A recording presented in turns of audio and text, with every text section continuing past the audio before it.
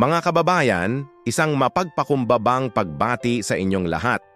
Sa mga nagdaang araw, hindi maiwasang mapansin ang lumalalang kalagayan ni dating Pangulong Rodrigo Duterte. Higit pa sa usaping politika, ito ay tungkol sa dignidad ng isang tao, isang Pilipino na naging lingkod bayan.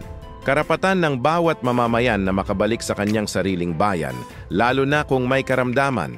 Ngunit bakit tila walang imik ang kasalukuyang administrasyon? Saan napunta ang diwa ng pagmamalasakit na dapat ay nasa puso ng bawat namumuno?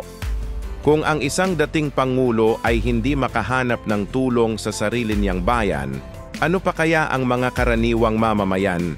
Hindi ba't dapat ay mas matibay ang ating paninindigan para sa ating mga kababayan?